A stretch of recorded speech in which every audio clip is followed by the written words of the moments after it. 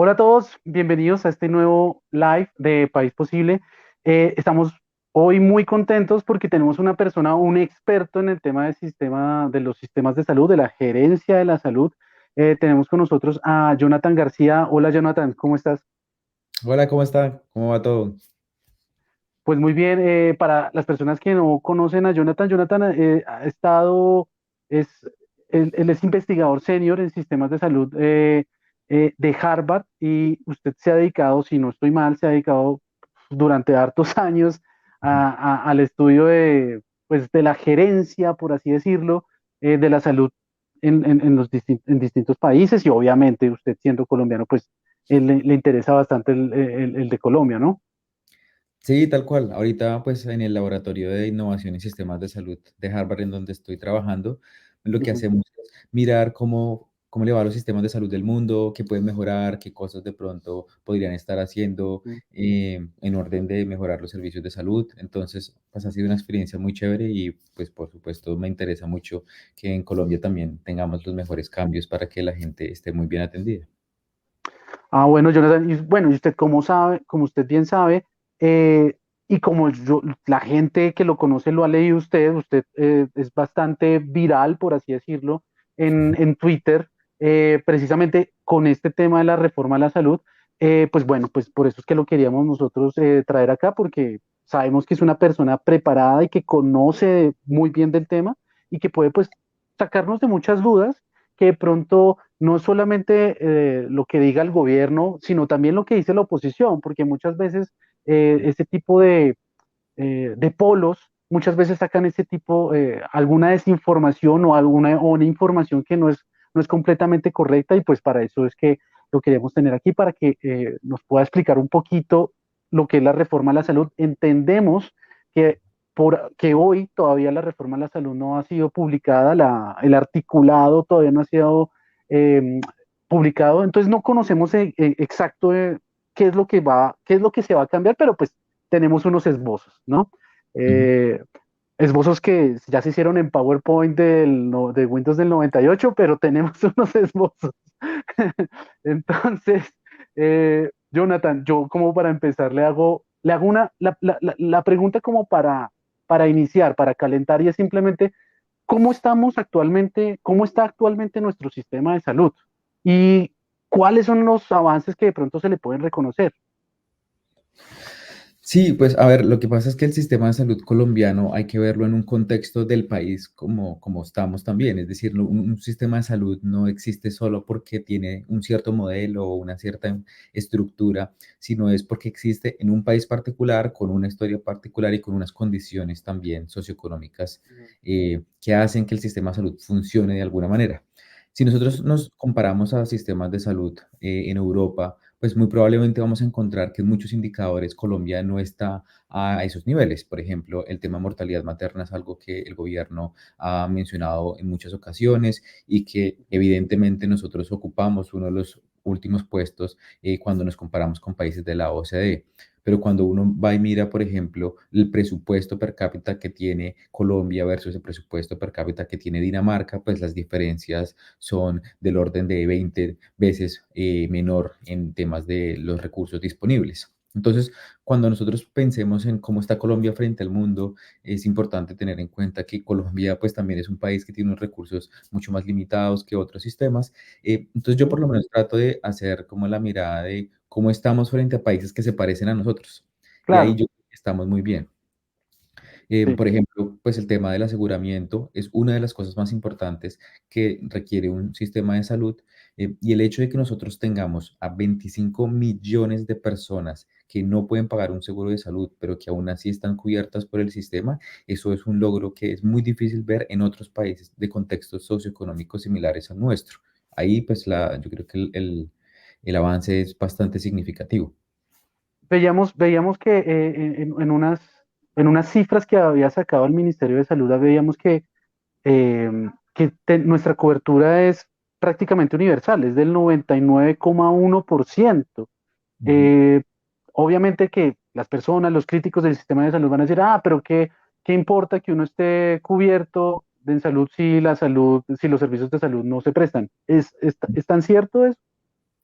No, yo creo que, a ver, la cobertura en salud es importante porque en últimas le permite a la gente tener ya un piso de protección en donde si le pasa algo para poder acceder al servicio de salud, al menos sabe que no se va a quebrar en sus finanzas por accederlo. Y un ejemplo ahí concreto es el caso de México. México tiene un sistema en donde hay un, digamos, operador público que protege a los empleados del Estado, otro operador que protege a los empleados con un empleo formal y luego el otro resto de la población, que pueden ser unos 50 millones de mexicanos, pues no tienen absolutamente nada. Luego, cuando pase alguna cosa, algún tipo de cáncer o alguna situación en donde requieran atención especializada y muy costosa, realmente no hay absolutamente nada que hacer. En el caso colombiano, nosotros de nuevo tenemos 25 millones de personas que no podrían pagar un servicio de salud por su cuenta, pero que hoy, gracias a ese piso, saben que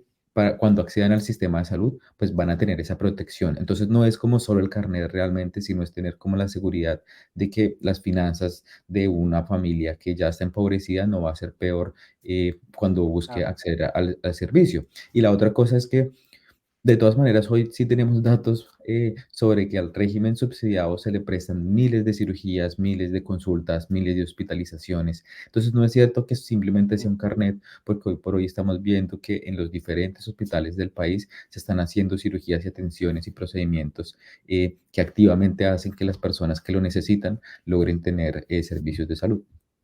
Sí, esos dos puntos que usted toca son muy importantes y obviamente para prepararme para esta entrevista con usted, Jonathan, pues uno revisa cifras y y uno ve unas cifras muy interesantes respecto a lo que usted dice.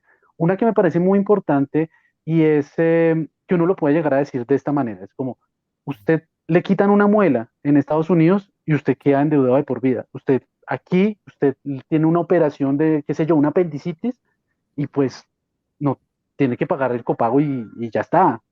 Ujú. Pero yo no vería necesariamente con la comparación en Estados Unidos. Pensemos de Ok. nuevo en países que se parecen a nosotros.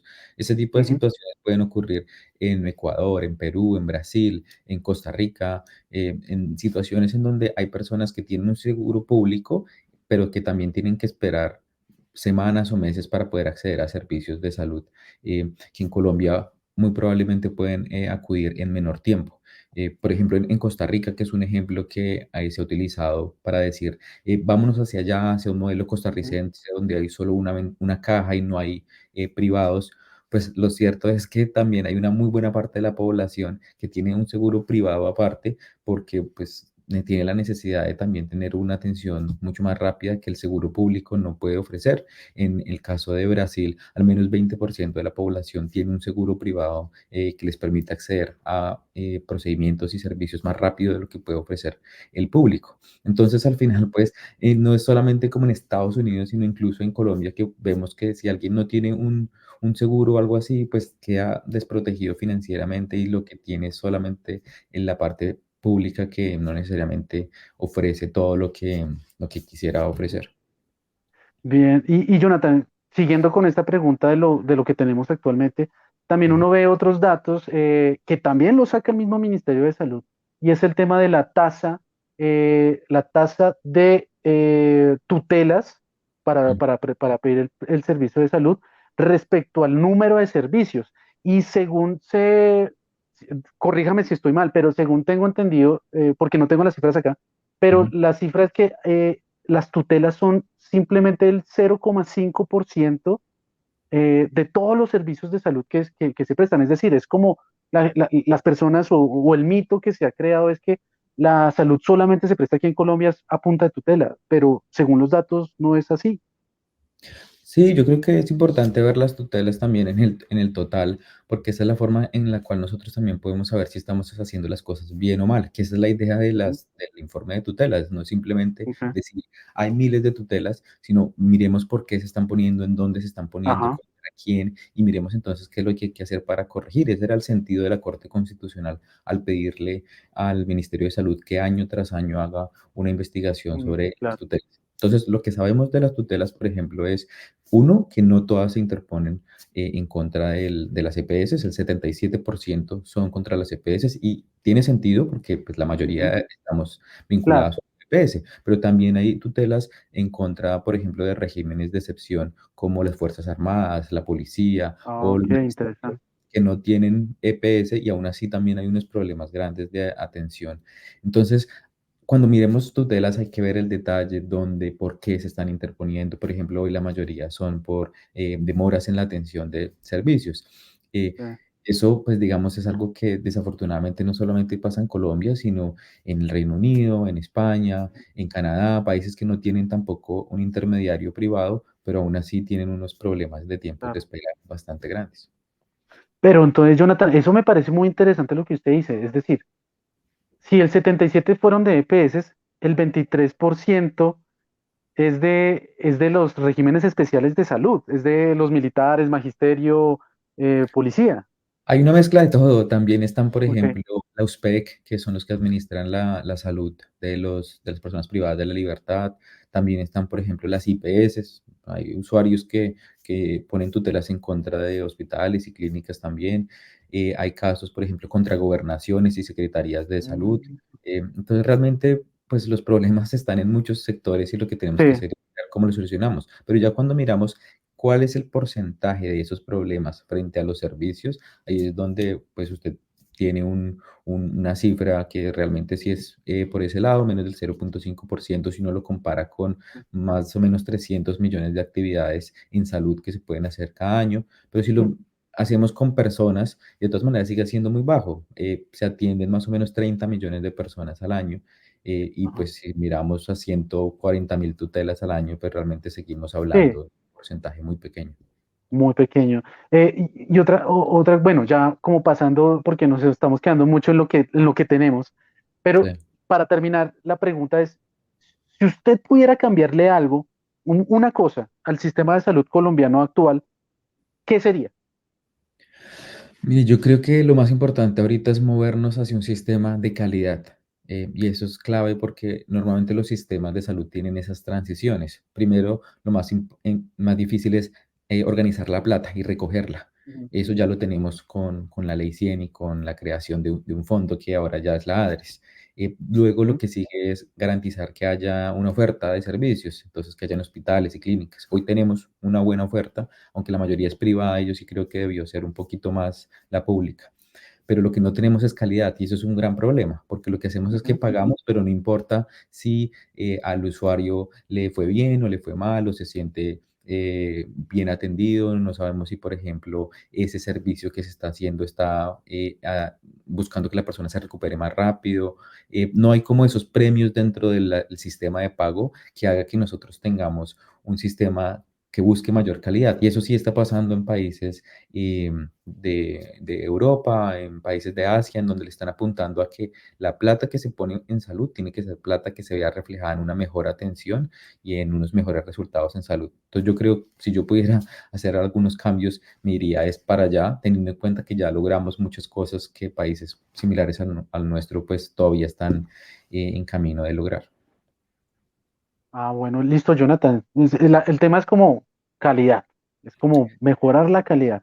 Sí, yo creo ¿Cierto? que o sea, es posible y no estoy diciendo que el sistema de salud hoy no sea de calidad, pero claramente podría ser mejor. Y es que esto no es solamente Claro. Colombia, en muchos países del mundo están en Ujú, esa búsqueda de cualquier peso que se ponga ujú. en materia de salud, pues tiene que beneficiar a los pacientes y yo creo que pues Colombia también debería ir hacia allá. Claro, claro, pues al fin y al cabo todo sistema, por bueno que sea, pues es perfectible. Eh, eh, Yo no conozco al menos el primer país el cual ya tenga solucionado todo. Y le digo que mi trabajo todos los días es mirar y conocer diferentes sistemas de salud, entrevistar a personas que trabajan en ministerios de salud de diferentes gobiernos y no he sí, encontrado la primera que diga, no, ya, nosotros acabamos y pues el sistema funciona perfecto aquí. perfecto. Y bueno, ya ahora sí, metiéndonos que en el tema que nos debe interesar es, Ujú. ¿qué es para usted?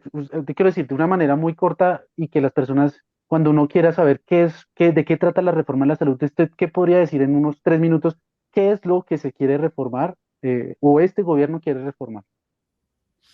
Yo creo que este gobierno llega con un, digamos, mandato político frente a diferentes áreas de la economía y en materia de salud, pues el mandato es no queremos que existan más EPS. Ese es el centro Ujú, del cambio.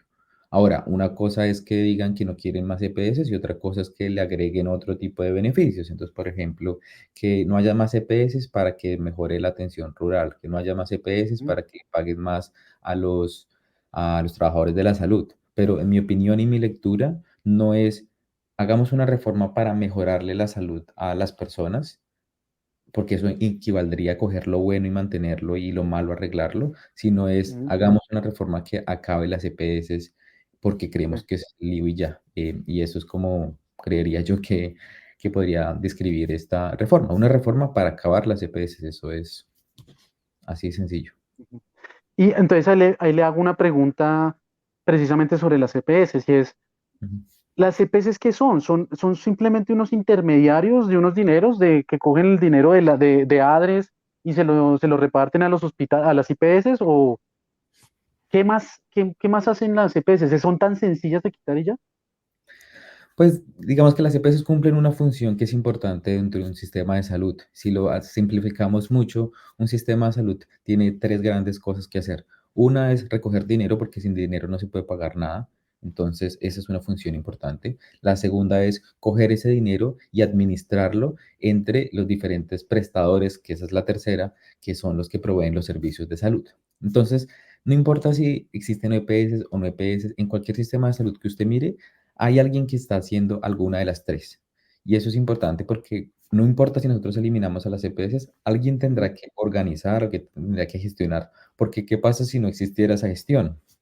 Pues el Estado entonces, o cualquiera que sea el pagador, simplemente pagaría lo que sea que digan los prestadores. Entonces, si un prestador, por Claro. ejemplo, hoy dice, mi radiografía cuesta 50.000, entonces le pasa la factura al que paga, el que paga, como no puede decir nada porque simplemente su función es pagar, pues se aprueba.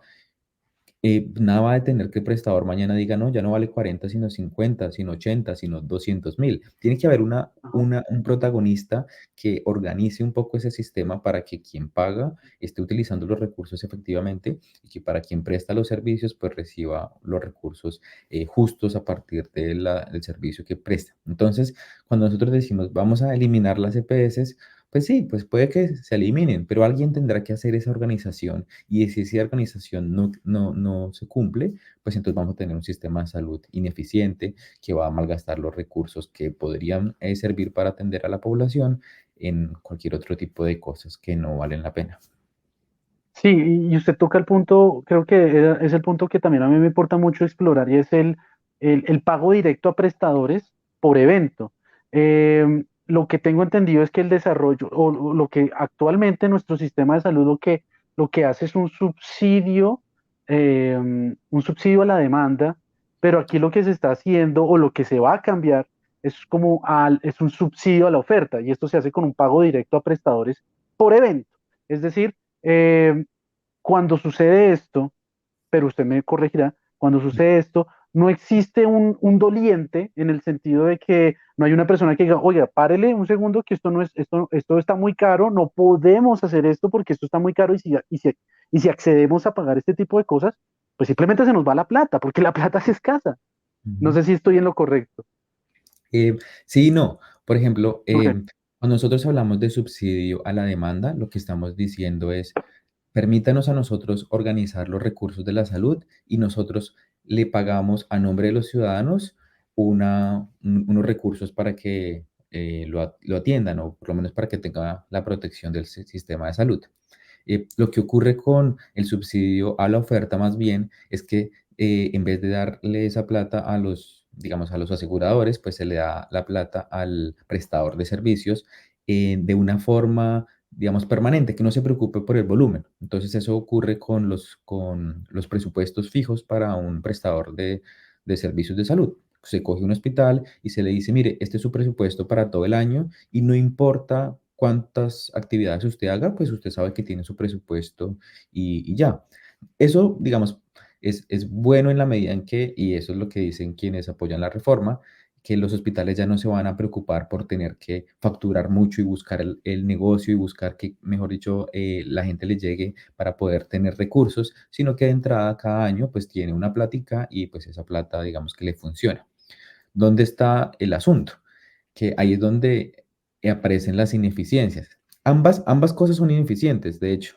O sea, si uno paga, Ujú, por ejemplo, un presupuesto anual, si el presupuesto se acaba durante el año, pues hasta ahí llegó el servicio. No se puede ujú. hacer nada más y eso ya genera una ineficiencia. O cuando se hace con pago por evento, es decir, porque yo le cobro por cada actividad o le pago más bien por cada actividad que usted haga, pues también es ineficiente porque entonces lo que querrá cualquier prestador es hacer mucho y pues no necesariamente mucho equivale a algo bueno, porque imagínese que usted vaya y se rompa un brazo y resulta que el prestador dice, bueno, pero aprovechemos y hagámosle el examen de sangre, hagámosle también esta Ajá, ecografía, radiografía, hagámosle un TAC porque uno nunca sabe. Claro, porque ahí hay unos incentivos para que el prestador haga más de lo que se necesita. Entonces, ambas cosas están, digamos, como generando ineficiencias y es donde ahí yo digo que no está atado el pago con la calidad. En otros países, cómo claro. funciona es que dicen, mire, yo le pago para que este paciente que tiene diabetes esté bien. Si ese paciente no Sí, se mejora, pues no le pago. Y ahí es donde funciona ya más bien un pago atado a la calidad y al servicio, que eso es lo que hoy, pues, tenemos de alguna manera, pero que definitivamente con la reforma se abandonaría por completo, porque lo que se quiere es simplemente pagar a los hospitales públicos, ponerles un presupuesto y a los privados, pues que se les pague por cada cosa que hagan y eso pues es bastante ineficiente. sí, en últimas no, no hay un doliente en el tema, digamos, de ahorrar el dinero, sería así, ¿cierto?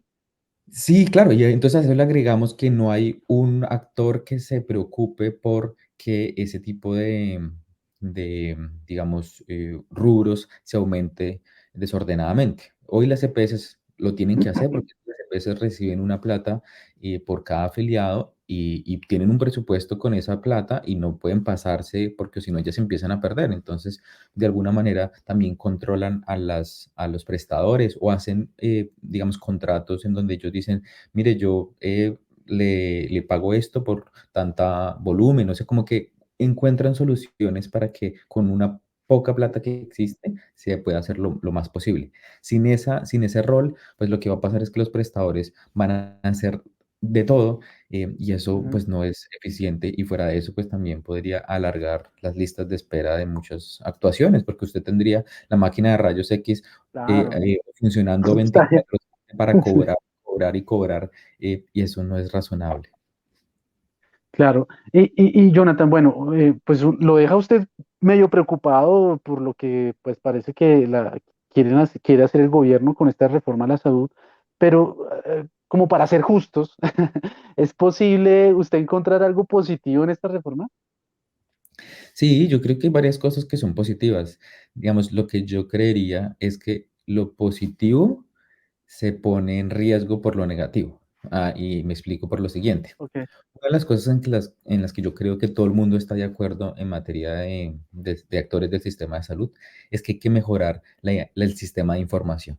Es decir, nosotros necesitamos tener un mejor sistema que sepamos qué es lo que pasa con los recursos cuando navegan a través de los diferentes actores. Eso hoy es muy difícil. Nosotros no, pues pagamos, pero no sabemos qué pasa con esos recursos. Eh, la propuesta por lo menos de los borradores que hemos visto y que no sabemos al fin si sí o no van por ahí, pero pues esas tienen un capítulo especial en sistemas de información que yo creo que es muy bueno. Ahora, es como un sistema de información de pagos y yo pues en este tema de calidad, los países de Europa y de Asia están diciendo no solamente se necesita sistema de información de pagos, sino también de calidad, de saber a la gente cómo le fue, en cuánto tiempo se recuperó, si le gustó o no el servicio. claro, Entonces, pues no es como lo ideal, pero al menos un sistema de información es algo bueno. O por ejemplo, pues el tema de los trabajadores de la salud, que eso pues sí o sí hay que mejorarlo claro, porque las condiciones hoy no están dadas para que sea un trabajo digno. Pero se están poniendo cosas buenas dentro de un proyecto que es malo y entonces eso va a hacer que se pierda la oportunidad de sacar lo bueno y que se caiga todo al tiempo si es que se cae dentro dentro del proceso de reforma, o si pasan todas las cosas, pues también es malo porque incluso si nosotros queremos tener un buen sistema de información o tenemos si queremos querer mejores condiciones para los trabajadores, si al sistema en general le va mal, pues a todos nos va Claro. mal. Sí, bueno, esa es una pregunta, pero creo que se la hago al final, pero porque quiero también es meterme en el tema de la prevención un poquito, y es que el gobierno vende mucho estas reformas por el tema de la prevención, de que si hacemos más prevención, pues obviamente, y es lógico, si hacemos más prevención, pues las personas se le encuentran algunas enfermedades de manera mucho más, más rápida y de esa manera pues podemos ahorrar dinero, ¿cierto? Pero Ujú, ellos hablan de un tema de los silos poblacionales y los silos territoriales. Habla que actualmente lo que nosotros tenemos son silos poblacionales. Déjeme ver si lo puedo explicar. Los silos ujú, poblacionales simplemente son que en cualquier lugar geográfico hay unas personas que están afiliadas a ciertos seguros. Así de sencillo. Mientras que los silos territoriales son que las personas están afiliadas a a tal lugar, a tal aseguradora, pero porque se encuentran en ese lugar. Esto es ujú, como que más o menos lo que entiendo. La, ujú. la, la cosa es, lo que quiere hacer este gobierno es pasar de silos poblacionales a silos territoriales.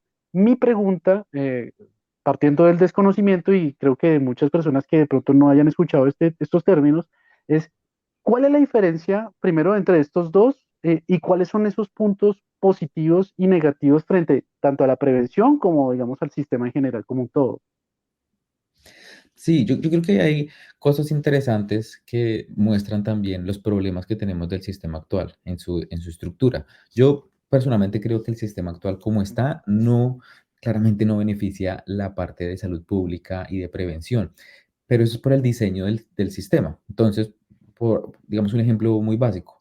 Si uno quisiera hacer una atención en salud preventiva en un colegio, una EPS realmente no podría ir, o bueno, no tendría razones para ir a un colegio porque resulta que en ese colegio no el 100% de los estudiantes son de su propia red o de su propia, no están afiliados a su entidad. Entonces, Ujú, por eso no hay incentivos para hacer, digamos, intervenciones a nivel territorial. Em, Casi que digamos, intervenciones se hacen como por persona, entonces se busca la persona que de pronto tiene un riesgo de enfermedad cardiovascular o se busca el que de pronto tiene un riesgo de tener diabetes y entonces se hacen unos programas pero muy específicos con personas, eh, digamos, casi que a nivel individual y eso es lo que hace que muchos problemas de salud pública no puedan ser como enfrentados desde el punto de vista de las EPS. Y ujú, el ejemplo, yo creo que más claro es el tema de las vacunas. Las vacunas ok, se aplican es a través de un estilo territorial, y es que llega el Estado, la gobernación, los municipios, y dicen, vamos a hacer aquí un programa de vacunación y vacunan a todo el mundo, sin importar de qué ujú, EPS es. Entonces, por ejemplo, el tema de vacunación claro. ayuda, tiene esa ventaja. Ahora, ¿qué es lo que pasa si nosotros nos movemos al otro lado y decimos, ahora, digamos, vamos a ver un sistema en donde ocupe al 100% del territorio? Eso puede ser bueno en la medida en que, pues sí, en lo preventivo podría ayudar. Hay más recursos para hacer intervenciones en lo colectivo, pero lo malo es que entonces los servicios de salud pues quedan supeditados a la geografía en la que yo esté. Entonces, si yo estoy Ujú. en un departamento en donde no hay cierto tipo de servicios, pues entonces el asegurador o el sistema que me cubra tendrá que buscar la forma de salir y buscar otro tipo de servicios por fuera. Y eso es lo que hace que sea a veces más complicado. Entonces, unas cosas por otras. Yo creo que lo que tenemos hoy sí definitivamente tendría que cambiar ese modelo en lo que tiene que ver con intervenciones de salud pública, porque pues el sistema de aseguramiento no está dado como para que puedan hacerse ese tipo de planes de intervención colectiva, que es lo que llamamos hoy que hacen los municipios y los departamentos. Entonces, la pregunta es, bien, listo, obviamente es necesario desarrollar un tema más fuerte en la prevención de la enfermedad. Ujú. Eh, eh, ¿Esta es una buena idea, desarrollarlo como lo está planteando el gobierno? Sí, pues es que, digamos, yo no creo que haya nadie que se oponga a que un sistema de salud tiene que ser preventivo o Ujú, principal. preventivo, eso pues es lo más lógico. Y lo han dicho Claro, todos los políticos, lo ha dicho desde el gobierno Petro, como Iván Duque cuando se lanzó, y claro. uno va a todos y todos dicen vamos a tener un sistema de salud preventivo. Eso es lo ideal.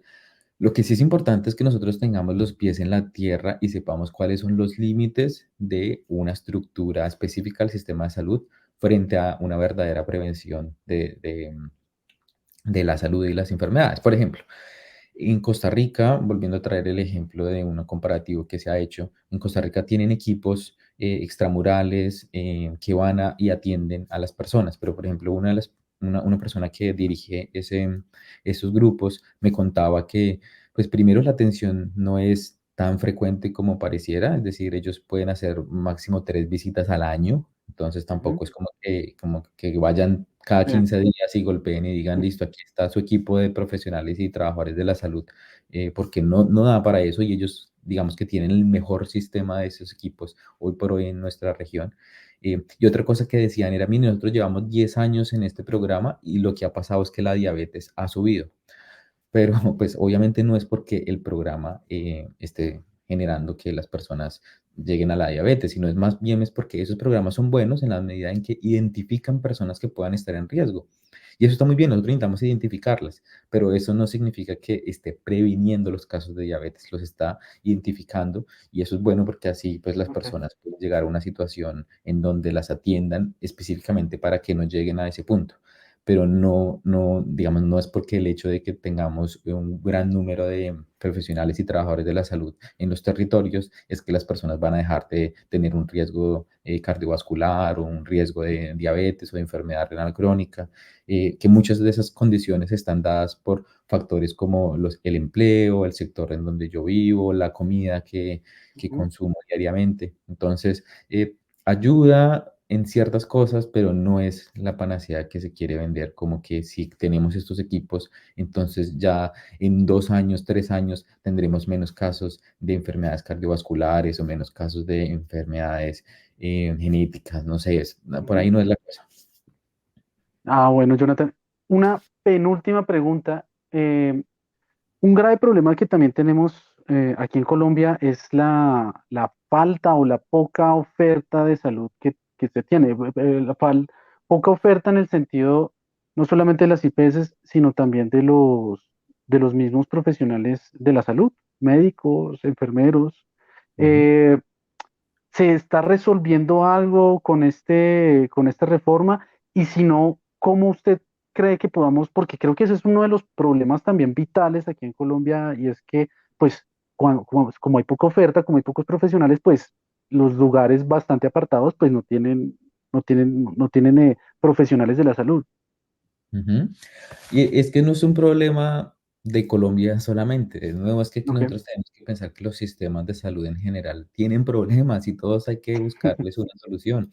En Estados Unidos, por ejemplo, el 25% de las enfermeras son de Filipinas, que eso es bien interesante porque significa que no hay suficiente personal y entonces pues terminan teniendo personas de otros lugares. O Claro. alguien mencionaba hace un tiempo en una conferencia que habían más cardiólogos nigerianos en Londres que en Nigeria. Entonces, pues de ahí digamos que uno va encontrando que los problemas de los trabajadores de la salud en cuanto a tener disponibles los que se necesitan es un problema, digamos, común en los sistemas de salud. En Colombia, ¿qué es lo que ocurre? Que yo creo que necesita cambiar. Nosotros tenemos muy pocas facultades de medicina, con un Ok. nivel de calidad también bastante dispar entre Regular. ellas. Y también es un problema muy grave el salto de la medicina general a la medicina por especialidades, especialmente porque pues hoy quienes pueden ofrecer este tipo de programas pues son universidades que ofrecen muy pocos cupos. Hay programas de especialidades que se ofrecen 2 o 3 cupos cada año y así pues aumentar el número de especialistas también es bastante difícil. Ajá.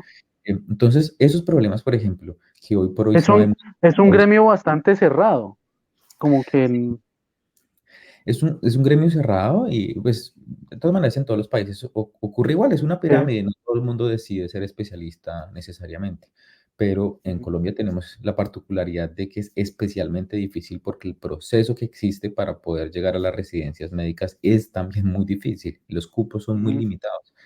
ujú, Entonces, si nosotros queremos tener, por ejemplo, un mayor número de atenciones en especialistas, pues requerimos más especialistas, porque claro, es que una persona solo puede trabajar tantas horas al día, ¿no? Nosotros no podemos poner a especialistas a dar 400 o 500 citas en un día porque es físicamente imposible. Entonces, ese tipo de cosas que hoy están ocurriendo en Colombia y que ocurren en otros sistemas de salud, pues tienen que ser resueltas con otro tipo de estrategias que al menos yo no he encontrado en los borradores de la reforma a la salud que están pues, divulgándose y que aparecen por ahí. Hay, por ejemplo, alguna mención de que se va a hacer una política de temas de trabajadores de la salud, pero pues sí, pues una política de pronto sale esta ley, la escriben en 2 años y luego esa política dirá que hay que tener más cupos y eso ocurrirá en otros 4 o 5 años. Es decir, no se está haciendo nada hoy por buscar que hayan más cupos de especialistas y de médicos generales también. Y pues sin eso seguiremos con este mismo problema de aquí a 5 años. claro. Jonathan, ya como para terminar y cerrar, bueno, entonces, ¿usted qué opina en general que deben votar los congresistas ahorita que se presente esta reforma a la salud?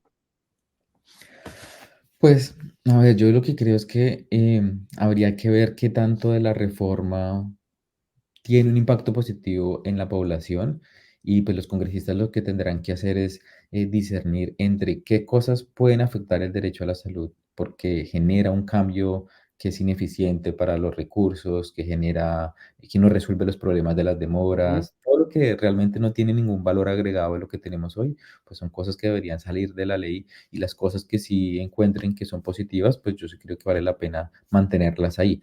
Lo que creo yo es que el gobierno está jugando es a todo o nada. Entonces, si no les ujú, aprueba el tema de la eliminación de las EPS, entonces pues esta ley fracasó. claro. Y si va a ser así, pues yo sinceramente creo que el Congreso tiene que pensar muy bien cómo esta eliminación de un grupo que hoy por hoy está haciendo una tarea que alguien tiene que hacerla, y pues va a afectar la salud de toda la gente.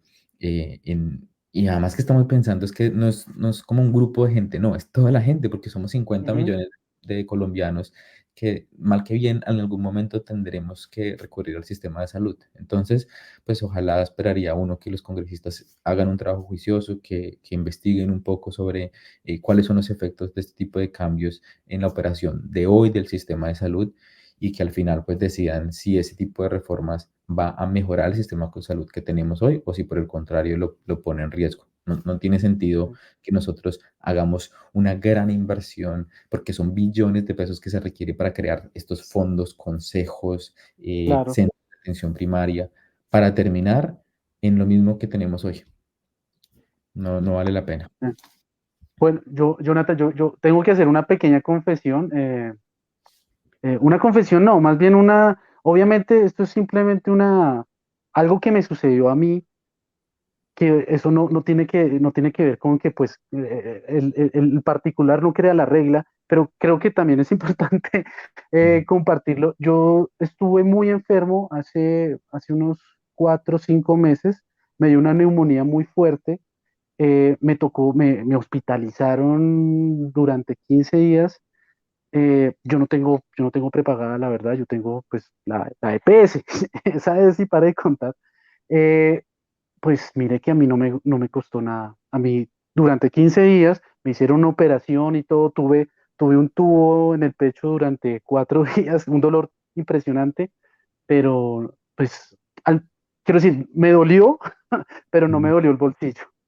mm, Entonces, simplemente como también como para mencionarlo, a mí me ha ido, la verdad, bastante bien con el sistema de salud que hemos tenido, sin ser una persona privilegiada en el sentido de tener una prepagada o tener algún servicio extra de salud. Entonces, pues sí, a mí sí, la verdad me preocupa mucho que las cosas las hagan de una manera ideologizada, por así decirlo, como lo que usted dice, todo o nada, ¿sí? Y de pronto satanizando a unos intermediarios que ni siquiera son intermediarios, sino que tienen una labor bastante importante que no es simplemente coger un dinero y repartirlo a otras personas. Entonces, Pongo también como un caso al contrario. Yo, por ejemplo, como ajá, abogado, he prestado servicios jurídicos apoyando tutelas de pacientes que tienen unos casos que el sistema de salud no debió, digamos, tratarlos de esa manera, de Ujú, negarles servicios que yo sé que estaban claros en sus obligaciones, claro, de hacer. Pero incluso, y pues, por ejemplo, yo participé en la visita de la Corte Constitucional en el BAUPES y allí claramente yo dije, mire, este sistema de salud hoy no le funciona a la población del BAUPES, claro. no sirve. Pero es que incluso si uno siendo crítico frente al sistema y encontrando también muchas debilidades, uno no puede simplemente decir que aquí no hay nada y que entonces, mejor dicho, reinventémonos todo de cero. O sea, yo también puedo decirle que hay casos que son Claro. graves, cambiar, pero uno tiene que ser justo en la manera en que tiene que pensar qué es lo mejor para los pacientes, para los usuarios. Y yo creo que nosotros, por más de que no tengamos un sistema de salud que funcione 100%, estamos más cerca del 100 que del cero. Y ese tipo de cosas no las deberíamos arriesgar. Jonathan, muchas gracias por todo. Si quiere, le puede decir a las personas dónde lo pueden encontrar. Sí, pues normalmente yo trato de opinar mucho de estos temas en Twitter, Ujú. entonces mi arroba es García Ruiz JO, y pues bueno, ahí pueden encontrar muchas de las cosas en las que estoy trabajando también. Listo. Arroba García Ruiz JO, para que Ujú. las personas que lo estén escuchando y quieran seguirlo, pues que lo sigan. Jonathan, de nuevo, muchísimas gracias por su tiempo. Creo que quedamos muy claros con este tema de la reforma de la salud. Obviamente es un tema mucho más complejo, pero creo que lo pudo usted explicar de la manera más sencilla posible. Y nada, que tenga buena noche.